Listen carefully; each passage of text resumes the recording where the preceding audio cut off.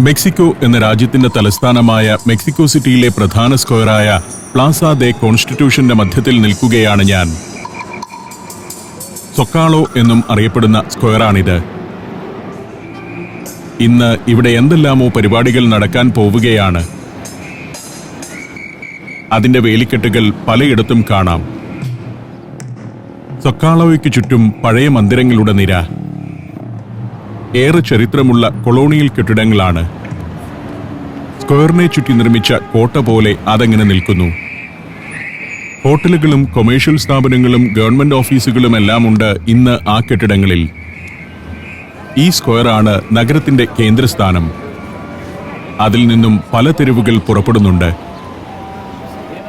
സ്ക്വയറിന്റെ ഒരു വശത്ത് മെട്രോപൊളിറ്റൻ ചർച്ചാണ്. പള്ളിയുടെ വേലിക്കെട്ടിനരികിൽ കുറെ ആളുകൾ ചെറുബോർഡുകളും മുന്നിൽ വെച്ച് ഇരിക്കുന്നു. ദിവസക്കൂലിക്ക് വീടുകളിലെത്തി പണിയെടുക്കുന്ന പ്ലംബർമാരും ഇലക്ട്രീഷ്യന്മാരും മറ്റുമാണിത്. ഈ ബോർഡും വെച്ച് അങ്ങനെ ഇരിക്കും. ആവശ്യക്കാർക്ക് വിളിച്ചുകൊണ്ടു പോകാം. ഇവർക്ക് ഓഫീസൊന്നുമില്ല. വേറൊരു കൂട്ടർ ഇത്തരം സുവനീറുകൾ വിൽക്കുന്നവരാണ്. ചെഗ്വേര ഉൾപ്പെടെയുള്ളവരുടെ ഫോട്ടോകളും കീചെയിനുകളും വിറ്റ് ജീവിക്കുന്ന പാവങ്ങൾ. മെക്സിക്കോ സിറ്റിയിലെ സാധാരണക്കാരായ ആളുകളാണ് ഈ കച്ചവടക്കാർ. ഇതൊക്കെ വാങ്ങാനും ആളുണ്ട്. ടൂറിസ്റ്റുകളുടെ വലിയ പ്രവാഹമാണ്.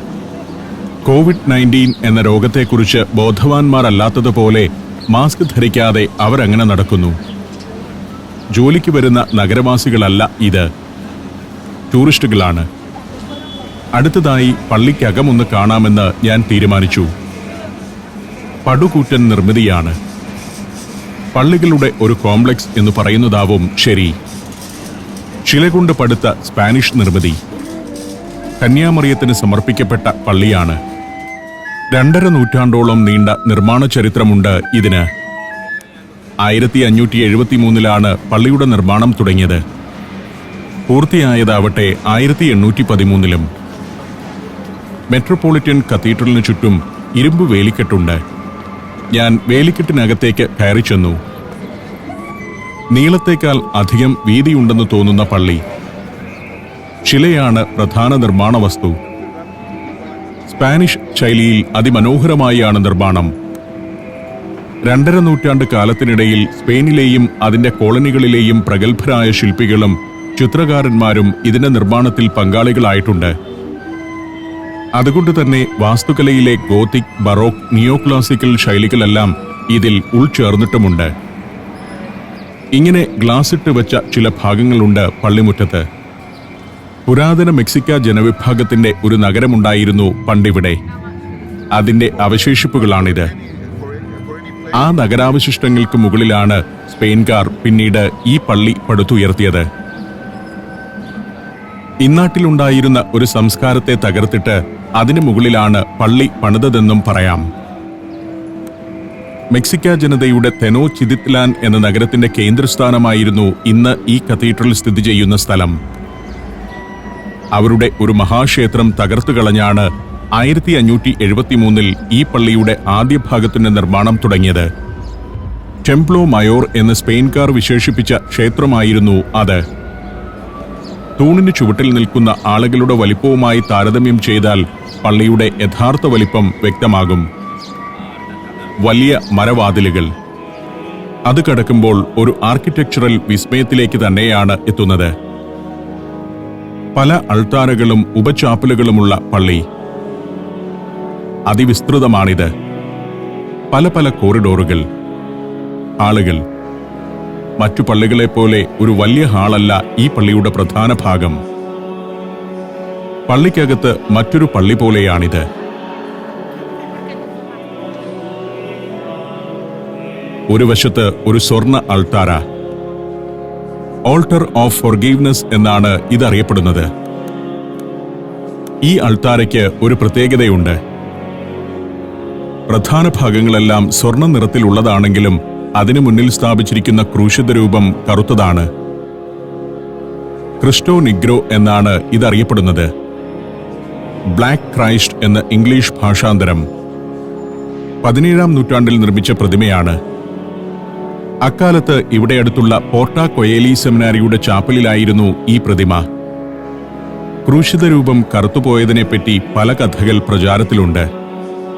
നിർമ്മിതമായ കാലത്ത് പ്രതിമ ഐവറി നിറത്തിലായിരുന്നു അത്രേ. ഒരു വൈദികൻ ദിവസവും രാവിലെ വന്ന് ക്രൂശിത രൂപത്തിന്റെ പാദങ്ങളിൽ ചുംബിക്കുന്നത് പതിവായിരുന്നു. ആ വൈദികനോട് ശത്രുതയുണ്ടായിരുന്ന ഒരാൾ ഒരു ദിവസം പ്രതിമയുടെ പാദത്തിൽ വിഷം പുരട്ടിവെച്ചു. എന്നാൽ വൈദികൻ എത്തുമ്പോഴേക്കും അദ്ദേഹത്തെ രക്ഷിക്കാൻ പ്രതിമ വിഷം വലിച്ചെടുത്ത് കറുത്ത രൂപത്തിലായി എന്നാണ് ഒരു കഥ. 1935-ലാണ് പ്രതിമ ഇവിടെ കൊണ്ടുവന്ന് സ്ഥാപിച്ചത്. കത്തീഡ്രലിലെ പല അൾത്താരകളിൽ ഒന്നാണിത്. ഇതിനപ്പുറം ഒരു വലിയ ഹാളും അൾത്താരയുമുണ്ട്. പള്ളിയുടെ വശങ്ങളിലുമുണ്ട് അൾത്താരകൾ. 128 മീറ്റർ നീളമുള്ള പള്ളിയാണ്. പല കാലഘട്ടങ്ങളെ പ്രതിനിധാനം ചെയ്യുന്ന പല ശൈലിയിലുള്ള അലങ്കാരപ്പണികൾ, പല തലമുറകളിലെ ശില്പികളുടെ കരവിരുത്. വശങ്ങളിലുള്ള ചാപ്പലുകളിൽ ഒന്നാണിത്. Chapel of immaculate conception. 1642 മുതലുള്ള 6 വർഷം കൊണ്ട് നിർമ്മിച്ച ചാപ്പലാണിത്. ഞാൻ പള്ളിയുടെ പ്രധാന അൾത്താരയുടെ ഭാഗത്തേക്ക് നടന്നു. അവിടെ നിന്നും പ്രാർത്ഥനയും പാട്ടുമൊക്കെ കേൾക്കുന്നുണ്ട്. കുർബാന നടക്കുകയായതുകൊണ്ടാണ്. അവിടേക്ക് നടക്കുമ്പോൾ പള്ളിയുടെ വാസ്തുവിദ്യാ ശൈലി വ്യക്തമായി മനസ്സിലാക്കാം. ഇവിടെ കൂറ്റനൊരു ഓർഗനുണ്ട്. 16-ാം നൂറ്റാണ്ടിലെ നിർമ്മിതിയാണ്. 2014-ലാണ് അത് ഏറ്റവും ഒടുവിലായി നവീകരിച്ചത്. 16, 17, 18 നൂറ്റാണ്ടുകളിലായി പണിത 12 ഓർഗനുകളുണ്ട് ഈ കത്തീഡ്രലിൽ. ഇവിടെയാണ് പള്ളിയുടെ പ്രധാന അൾത്താര. അവിടേക്ക് ഇപ്പോൾ ടൂറിസ്റ്റുകളെ കയറ്റിവിടുന്നില്ല. കുർബാന നടക്കുകയായതുകൊണ്ടാണ്. കുർബാനയിൽ പങ്കെടുക്കാൻ ആഗ്രഹിക്കുന്നവർ അറിയിച്ചാൽ അവിടേക്ക് വിടും. ഇത് മറ്റൊരു കപ്പേളയാണ്, സാന്റ് ജോസ് കപ്പേള. 1650-കളിൽ നിർമ്മിച്ച ചെറിയൊരു കപ്പേളയാണ്. അതിന്റെ തൊട്ടടുത്ത് സെയിൻസ് കോസ്മേ ആൻഡ് ഡാമിയൻ കപ്പേള. ഇതും 17-ാം നൂറ്റാണ്ടിലെ നിർമ്മിതിയാണ്. ഞാനതിന്റെ മറുവശത്തുകൂടി വീണ്ടും നടന്നു. എത്ര ബൃഹത്താണ് പള്ളിയുടെ ഉൾവശമെന്ന് കണ്ടറിയുകയാണ്. സ്പെയിനിന്റെ സുവർണകാലത്ത് കോളനികളിൽ നിന്നും നേടിയ സമ്പത്തിന്റെ വലിയൊരു ഭാഗം ഇത്തരം പള്ളികളുടെ നിർമ്മാണത്തിലൂടെ ഇവിടെ തന്നെ നിക്ഷേപിച്ചിരിക്കുന്നുവെന്നും പറയാം. സ്പെയിൻകാർ ഇത്തരം ലാറ്റിൻ അമേരിക്കൻ നാടുകളിൽ കോളനിവൽക്കരണത്തിന് പുറപ്പെടുമ്പോൾ വൈദികരെയും കൊണ്ടുപോയിരുന്നു. അങ്ങനെയാണ് ലാറ്റിൻ അമേരിക്ക മുഴുവൻ കത്തോലിക്ക സഭയ്ക്ക് കീഴിൽ വന്നത്.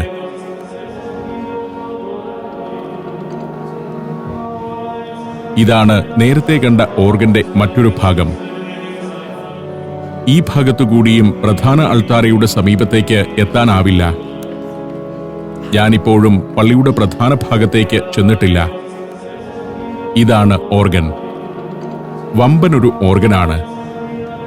18-ാം നൂറ്റാണ്ടിലാണ് ഇതിത്ര വിപുലപ്പെടുത്തിയത്. അക്കാലത്ത് ലാറ്റിൻ അമേരിക്കയിലെ തന്നെ ഏറ്റവും വലിയ ചർച്ച് ഓർഗനായിരുന്നു ഇത്. ഇവിടെ പള്ളിയുടെ ഒരു ഭാഗത്തു നിന്നും മറ്റൊരു പള്ളിയിലേക്ക് തുറക്കുന്ന വാതിലുണ്ട്. മെട്രോപൊളിറ്റൻ കത്തീഡ്രലിന് സമാന്തരമായി മറ്റൊരു പള്ളി. താരതമ്യേന ചെറിയ പള്ളിയാണിത്. പുറമേ നിന്ന് കാണുമ്പോൾ രണ്ടും ചേർന്ന് ഒറ്റ പള്ളിയാണെന്നേ തോന്നൂ. അസംഷൻ ചർച്ച് എന്നാണ് ഇത് അറിയപ്പെടുന്നത്. കന്യാമറിയത്തിന് സമർപ്പിക്കപ്പെട്ടിരിക്കുന്ന പള്ളി. ഇവിടെ വലിയ ആഠ്യത്വമൊന്നും കാണാനില്ല. ഒരു സാധാരണ ദേവാലയം. ഏതാനും വിശ്വാസികൾ ബെഞ്ചുകളിലിരുന്ന് പ്രാർത്ഥിക്കുന്നുണ്ട്.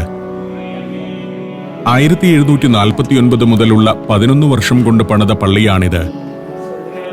നിർമ്മിതമായ കാലത്ത് ആർച്ച് ബിഷപ്പിന്റെ ഔദ്യോഗിക രേഖകൾ സൂക്ഷിച്ചിരുന്ന ഒരിടം കൂടിയായിരുന്നു ഇവിടം. ഞാൻ തിരികെ മെട്രോപൊളിറ്റൻ കത്തീഡ്രലിലേക്ക് നടന്നു. ഈ വാതിലാണ് രണ്ട് പള്ളികളെയും തമ്മിൽ ബന്ധിപ്പിക്കുന്നത്. വീണ്ടും ശിലാനിർമ്മിതമായ വലിയ പള്ളിയിലേക്ക് ഇറങ്ങിച്ചെന്നു. ഇത്തരം പള്ളികളിലൊക്കെ വീഡിയോഗ്രാഫിക്ക് അനുമതി ഉണ്ടെന്നതാണ് ഒരാശ്വാസം. കുർബാന നടക്കുമ്പോൾ അവിടെ ചെന്ന് ഷൂട്ട് ചെയ്യാൻ പറ്റില്ലെന്ന് മാത്രമേ ഉള്ളൂ. ഞാൻ കത്തീഡ്രലിൽ നിന്നും പുറത്തേക്കിറങ്ങി. അപ്പോഴേക്കും ചത്തുരത്തിലെ സ്റ്റേജിൽ കലാപരിപാടികൾ തുടങ്ങിയിരിക്കുന്നു. പാട്ടും ശബ്ദഘോഷവും കേൾക്കാം. Germany, Poland, Bosnia and Herzegovina, Kyrgyzstan. സഞ്ചാരം വോള്യം നമ്പർ 19. ഫുൾ HD-യിലുള്ള ഈ അപൂർവ ദൃശ്യയാത്രാ വിവരണ ശേഖരം സ്വന്തമാക്കാൻ സഞ്ചാരം എന്ന് SMS ചെയ്യൂ. ഫോൺ 9995444222. ഇതാണ് നേരത്തെ കണ്ട ചെറിയ പള്ളിയുടെ മുൻഭാഗം. ടാബർനാക്കിൾ എന്നാണ് ഈ പള്ളി പൊതുവെ അറിയപ്പെടുന്നത്. ശിലയിൽ കൊത്തിയെടുത്ത മനോഹരമായ മുഖപ്പ്, നിരവധി ശില്പങ്ങളുമായി അതിഗംഭീരമായൊരു നിർമ്മിതിയാണിത്. സ്പാനിഷ് ദേവാലയ നിർമ്മാണ രീതിയുടെ മകുടോദാഹരണം. ക്രിസ്തുവിന്റെ ജീവിത സന്ദർഭങ്ങളും വിശുദ്ധന്മാരും പൂക്കളും പഴങ്ങളുമെല്ലാമുണ്ട് കൊത്തുപണികളിൽ. നഗരവാസികളെക്കാൾ ടൂറിസ്റ്റുകളെയാണ് ഇപ്പോൾ ഇവിടെ കാണുന്നത്. ഇത് ഒരു മെട്രോ സ്റ്റേഷനിലേക്കുള്ള വഴിയാണ്. സൊക്കാളോ മെട്രോ സ്റ്റേഷനാണ് താഴെ. പള്ളിയുടെ കിഴക്കേ മുറ്റത്തുകൂടി വീണ്ടും നടക്കുമ്പോൾ ഷൂ പോളിഷ് ചെയ്യുന്നവരെ കാണാം. ഷൂ പോളിഷ് ചെയ്യേണ്ടവർ സിംഹാസനത്തിലെന്നോണം ഇരുന്നു കൊടുത്താൽ മതി. ഇവിടെ കാണുന്ന കിയോസ്കുകൾക്ക് യൂറോപ്പിലെയോ അമേരിക്കയിലെയോ വഴിയോര കടകളുടെ നിലവാരമൊന്നുമില്ല. കുറേയേറെ സാധനങ്ങൾ നിരത്തിയിട്ടുണ്ട്. അത് പിന്നിട്ട് ചെല്ലുമ്പോൾ പള്ളിയുടെ കിഴക്കേ മുറ്റത്ത് തന്നെ ആളുകൾ കൂടി നിൽക്കുന്നു. ഇവിടെ കുറെ നർത്തകരുണ്ട്. അവർ ഇവിടുത്തെ പുരാതന ജനവിഭാഗമായ അസ്റ്റക്കുകളുടെ വേഷം ധരിച്ചു നിൽക്കുകയാണ്. ചിലയിനം പക്ഷികളുടെ തൂവലും തലയോട്ടിയുമെല്ലാമുണ്ട് ദേഹത്തിന് അലങ്കാരമായി. ഇവിടെ ഒരു വലിയ സംഘം നൃത്തം ചെയ്യുന്നുണ്ട്. തോൽച്ചണ്ടയുടെ താളത്തിനൊത്തുള്ള നൃത്തം. കൊഞ്ചറോസ് എന്നാണ് ഈ നൃത്തം അറിയപ്പെടുന്നത്.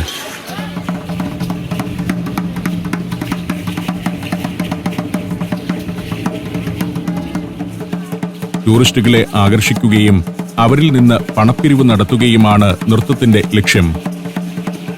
അതേസമയം അസ്റ്റക്കുകളുടെ കലർപ്പില്ലാത്ത തനതു നൃത്തം തന്നെയാണിത്.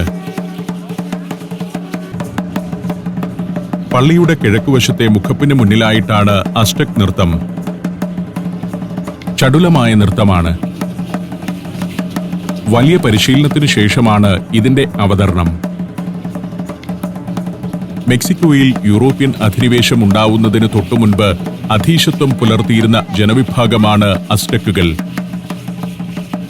ഈ നർത്തകരെല്ലാം ആ ജനതയുടെ പിന്മുറക്കാർ തന്നെയാണ്.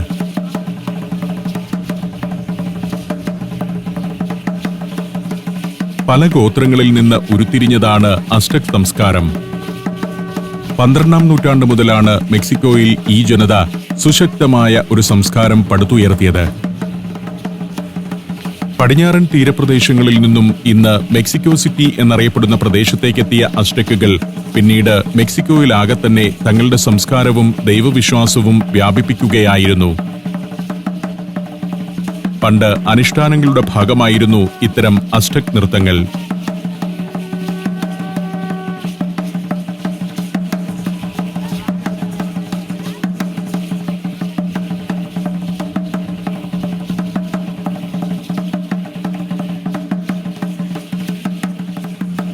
സൂര്യചന്ദ്രന്മാർ ഉൾപ്പെടെ നിരവധി ദേവതകളെ ആരാധിച്ചിരുന്നവരാണ് അസ്റ്റക്കുകൾ. ദേവപ്രീതിക്കായി നരബലി നടത്തുന്നത് അവരുടെ ആചാരമായിരുന്നു. കൃഷി മുടങ്ങാതിരിക്കാൻ വൃഷ്ടിദേവതയ്ക്ക് ശിശുക്കളെയും ബലിയർപ്പിച്ചു. അത്തരം ചടങ്ങുകൾക്ക് മുന്നോടിയായി ഇങ്ങനെയുള്ള സമൂഹ നൃത്തങ്ങൾ പതിവായിരുന്നു.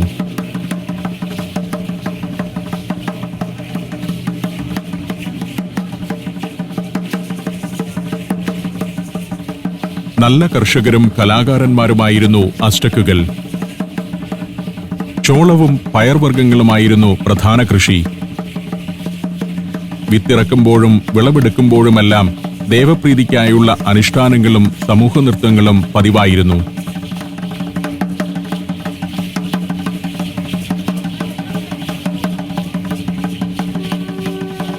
16-ാം നൂറ്റാണ്ടിന്റെ തുടക്കത്തിൽ മെക്സിക്കോയിലെത്തിയ സ്പാനിഷ് അധിനിവേശക്കാർ അസ്ടെക്കുകളെ യുദ്ധത്തിൽ പരാജയപ്പെടുത്തി. അതോടെ ആ സംസ്കാരവും സാമ്രാജ്യവും അസ്തമിക്കുകയായിരുന്നു. അസ്ടെക് ജനതയിൽ വലിയൊരു വിഭാഗമാകട്ടെ സ്പാനിഷ് സംസ്കാരത്തിലേക്കും വിശ്വാസങ്ങളിലേക്കും ലയിച്ചു ചേരുകയും ചെയ്തു.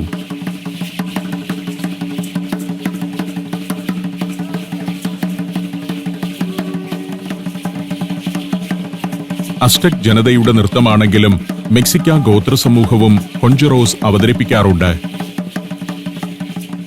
ഇന്നത്തെ മെക്സിക്കോ സിറ്റിയിലെ ആദിമ ജനസമൂഹമായിരുന്നു മെക്സിക്ക. പിന്നീട് അസ്ടെക് സാമ്രാജ്യത്തിന്റെ ഭാഗമായി തീർന്ന അവർ ഭരണാധികാരികളുമായിരുന്നു. അസ്ടെക് സാമ്രാജ്യം നാമാവിശേഷമാവുകയും സ്പാനിഷ് സംസ്കാരം മേൽക്കൈ നേടുകയും ചെയ്തെങ്കിലും തങ്ങളുടെ കലയും ആചാരങ്ങളും വിശ്വാസങ്ങളുമെല്ലാം അസ്ടെക് മെക്സിക്ക ജനസമൂഹങ്ങളുടെ പിന്മുറക്കാർ ഇന്നും പിന്തുടരുന്നുണ്ട്. അതിന്റെ തെളിവാണ് ഈ വേഷവും നൃത്തവും. അസ്ടെക്കുകൾ 2000 വർഷം മുൻപ് ഏഷ്യയിൽ നിന്നുമാണ് അമേരിക്കൻ ഭൂഖണ്ഡത്തിലെത്തിയതെന്ന് ഗവേഷകർ വിലയിരുത്തുന്നുണ്ട്. ബെറിംഗ് കടലിടുക്ക് കടന്ന് അലാസ്കയിലേക്ക് കുടിയേറിയ അവർ ക്രമേണ തെക്കോട്ട് സഞ്ചരിച്ച് ഇന്നത്തെ മെക്സിക്കൻ ഭൂപ്രദേശങ്ങളിലേക്ക് എത്തുകയായിരുന്നു. ഇവർ ഇവിടെ പണപ്പിരിവ് നടത്തുന്നതൊന്നും കാണുന്നില്ല.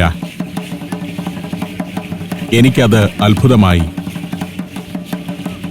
വെറുതെ ആളുകളെ ആകർഷിക്കാൻ മാത്രമായി ഇങ്ങനെ നൃത്തമാടില്ലല്ലോ. നൃത്തം അവസാനിക്കും വരെ കാത്തുനിന്നാലേ അതിന്റെ പൊരുൾ പിടികിട്ടൂ.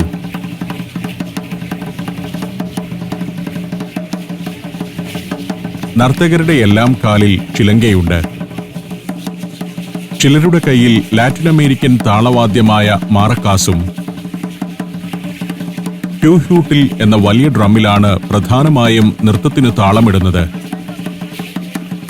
നൃത്തം മാത്രമല്ല, ചിത്രകലയും ശില്പകലയും സാഹിത്യവുമെല്ലാം അസ്ടെക് സംസ്കാരത്തിന്റെ ഭാഗമായിരുന്നു. അനുഷ്ഠാനങ്ങളിൽ പ്രധാനം നരബലിയും തുടർന്നുള്ള സമൂഹ നൃത്തവുമായിരുന്നു. സൂര്യദേവന് വേണ്ടി അവർ പതിവായി നരബലി അർപ്പിച്ചു. യുദ്ധത്തടവുകാരായിരുന്നു ബലി അർപ്പിക്കപ്പെട്ടവരിൽ കൂടുതലും. ദീർഘമായൊരു നൃത്തമായിരുന്നു. അത് അവസാനിച്ചു. ഇനിയാണ് പണപ്പിരിവിനായുള്ള യഥാർത്ഥ പരിപാടി നടക്കുന്നത്. നൃത്തം ആളുകളെ വിളിച്ചുകൂട്ടാനായി മാത്രമാണ്. ജനം കൂടിക്കഴിഞ്ഞാൽ ആചാരപരമായ ചില പരിപാടികളുണ്ട്. ആ പരിപാടി തുടങ്ങിക്കഴിഞ്ഞു. സ്പിരിച്വൽ ക്ലെൻസിംഗ് അഥവാ ആത്മീയ ശുദ്ധീകരണമാണ് പരിപാടി. പച്ചമരുന്നുകളിട്ട് കത്തിച്ച പാത്രത്തിലെ ധൂപം ശരീരമാസകലം ഏൽപ്പിക്കുന്നു. രോഗങ്ങളും ശരീരത്തിൽ ആവേശിച്ചിരിക്കുന്ന ദുഷ്ടശക്തികളുമെല്ലാം ഇതിലൂടെ വിട്ടകന്നു പോകുമെന്നാണ് വിശ്വാസം. ആളുകളുടെ കൈവശം കുറച്ച് തുളസിത്തണ്ടുകൾ നൽകിയിട്ടുണ്ട്. തുളസി കൊണ്ട് ശരീരത്തിൽ മെല്ലെ അടിക്കുന്നുമുണ്ട്. ഈ ആചാരങ്ങളെല്ലാം അസ്ടെക് സംസ്കാരത്തിന്റെ തുടർച്ച തന്നെ. കുടിയേറിയെത്തിയ സ്പെയിൻകാർ 16-ാം നൂറ്റാണ്ടിൽ അസ്ടെക്കുകളിൽ നല്ലൊരു ശതമാനത്തെയും കൊന്നൊടുക്കിയിരുന്നു. ആ കൂട്ടക്കൊലയെ അതിജീവിച്ചവരുടെ പിന്മുറക്കാർ ഇപ്പോഴും ഇന്നാട്ടിലുണ്ട്. നേരത്തെ നൃത്തം ചെയ്തിരുന്നവരൊക്കെ ഇവിടെ കർമ്മികളായി മാറിക്കഴിഞ്ഞു. ധാരാളം ടൂറിസ്റ്റുകൾ പണം നൽകി ആത്മീയ ശുദ്ധീകരണത്തിന് നിന്നുകൊടുക്കുന്നു. ഇതിനാളെ കൂട്ടാൻ വേണ്ടിയാണ് ഇവർ ആദ്യം കുറേ നേരം നൃത്തം ചെയ്യുന്നത്. പലതരത്തിൽ ദേഹത്ത് അലങ്കാരം നടത്തിയവർ. ശരിക്കും അസ്ടെക് ഗോത്രക്കാരുടെ രൂപഭാവങ്ങൾ തന്നെയാണ് എല്ലാവർക്കും. പരുന്തിന്റെയും ടർക്കിക്കോഴിയുടെയും തൂവൽ കൊണ്ടുള്ളതാണ് കിരീടം. ഇവരൊക്കെ പൊതുവെ സാധുക്കളാണ്, വലിയ അക്രമ സ്വഭാവമില്ലാത്തവർ. വീഡിയോ എടുത്തതിന് പിടിച്ചുവെച്ച് പണം വാങ്ങുകയൊന്നുമില്ല. ശാന്തമായാണ് എല്ലാവരോടുമുള്ള ഇടപെടൽ. പലതരം വേഷമണിഞ്ഞവർ. മേക്കോപ്പുകളും കിരീടവുമെല്ലാം ഒന്നിനൊന്ന് വ്യത്യസ്തം. കിരീടത്തിൽ തലയോട്ടി ഉൾപ്പെടെയുള്ളവ വെച്ചിട്ടുള്ളവരുണ്ട്. വർണ്ണത്തൂവൽ കിരീടമാണ് ഏറ്റവും ആകർഷകം. പരിപാടി അവതരിപ്പിച്ച് അതിന്റെ അവശിഷ്ടങ്ങൾ അവിടെ ചിതറിയിട്ട് പോവുകയല്ല. സംഘത്തിലുള്ളവർ തന്നെ സ്ക്വയർ അടിച്ചുവാരി വൃത്തിയാക്കുന്നു. ആ കാഴ്ച കണ്ടുകൊണ്ട് ഞാൻ നിന്നു.